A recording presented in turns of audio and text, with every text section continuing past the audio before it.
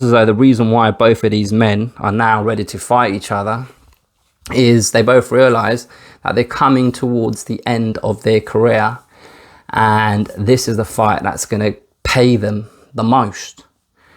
Which brings me nicely on to Eddie Hearn, because Eddie Hearn is a guy that has been very vocal about this fight, and I don't think it's something that he's been intentionally trying to talk about. It's just he's been asked about it so much by, you know, all the usual suspects, IFL, Boxing Social, Behind the Gloves, etc., etc.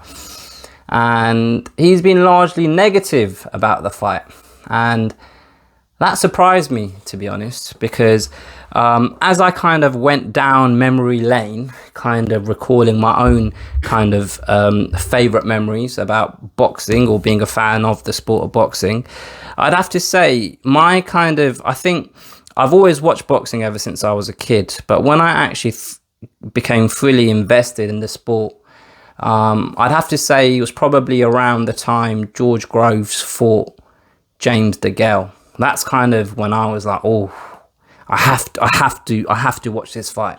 Like I was like excited and like I just couldn't wait for that Saturday night to come. And when was that actually? Let me go and check. Let's go on James DeGale's Wikipedia page. Bear with me, because I need to kind of think this out. 2011. So that was back in 2011, right? So we're talking 10 years ago.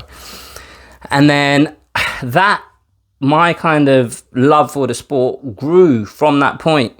And I stayed up, for example, for the Sean Porter and Kell Brook fight. And I remember watching the James DeGale beat Darrell. When was that? And when I'm on his page, that was in 2015. And I remember being so excited and full of pride when these guys went to America and became world champions. And obviously you had the George Groves and Carl Froch when George Groves got Cobra'd and all of those events. That was kind of the peak of my kind of interest when it comes to the sport of boxing. I'm not going to lie, over the last couple of years, that interest has waned a little bit. Like I don't really follow the sport as close as I did back then, and a lot of it's got to do with the fact that the stories and the narrative outside of the sport just don't interest me as much as they did then. And perhaps that has a little bit to do with the fact that I was slightly naive to the business of boxing, where I felt as though fights are going to get made and they just never did. And that kind of makes you think, oh well, you know what, I'll just worry about it if and when it ever happens. I'll stop getting excited about promoters saying this and managers saying that and fighters saying this and broadcasters saying that. Do you know what I mean? But I suppose the point I'm trying to make is, throughout this whole journey of me being a fan of the sport, I feel as though Kell Brook was one of the first top domestic prospects. I don't know whether prospect is the right word to describe him, but he was one of the top domestic kind of fighters to sign with Eddie Hearn. And he was there from the beginning of Eddie Hearn's journey as a promoter of the sport in Britain, which has now led him to be a promoter of the sport globally. And when quizzed about the fight, the way he plays down the fight and the way he talks about how it's just a money grab and it's not as big as it once was, etc., etc., etc. There's kind of two things that it makes me think of. One, if I feel as though he can't match an offer that Amir Khan and Kell Brook have got elsewhere, so now he's in a position of trying to devalue the fight because he knows he's not going to be the one promoting it. Or two, he's still got a bee in his bonnet with regards to Kell Brook, because Kell Brook and Eddie Hearn had quite a public falling out around the time Kell Brook fought how can I forget his name? Terence Crawford. And when was that? When did Kell Brook fight? Was that last year? I can't remember if it was in the times of COVID or not. My memory's all jumbled up. Yeah, 2020, November 2020. And I watched that live as well. I paid for it. But that's by the by. So it's one of those two things in my mind. But one thing that I have to say I disagree with is when Eddie Hearn stands in and says a bigger fight would be Amir Khan against Conor Benn. No, like, don't get me wrong, I would definitely 100%, if Amir Khan stepped in the ring against Conor Benn, I'd watch it. But I'd much sooner watch Kell Brook fight Amir Khan than Conor Benn. Going into a fight between Conor Benn and Amir Khan, the narrative would be, has Amir Khan still got enough?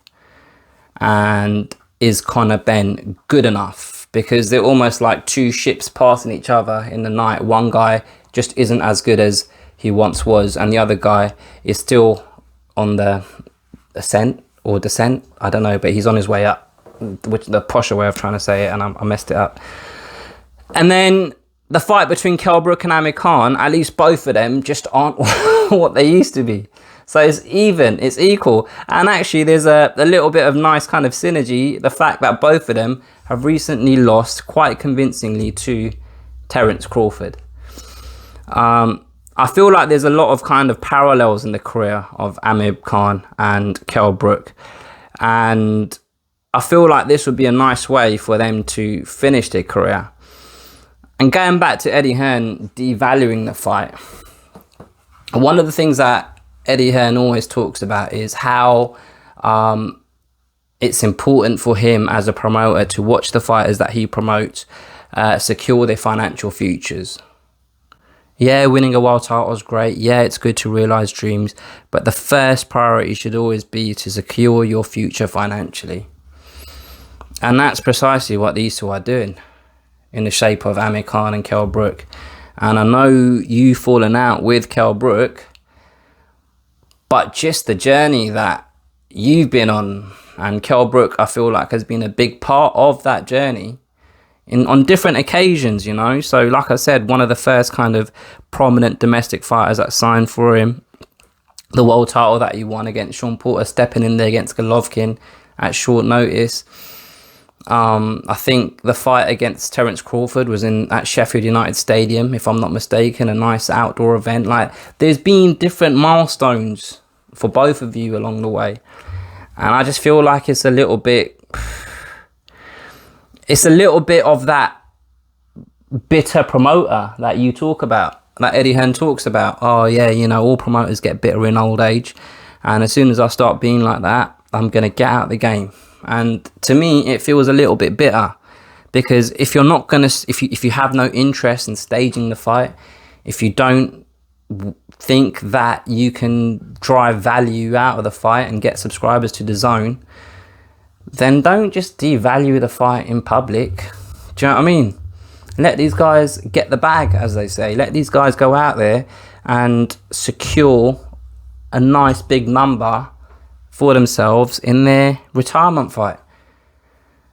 And going back to subscribers for the zone, I don't know if there is a fight, obviously, apart from Tyson Fury and Anthony Joshua. I don't know if there is a fight between two British fighters that Eddie Hearn can make to broadcast on the zone that will bring in as many subscribers as a Kell Brook and Amir Khan, even to this day. To this day, I honestly can't think of a fight where it will grab the attention of the general public, as well as the boxing hardcores, which I don't really count myself as one, because I just don't fucking think about the sport and wank over it all day long.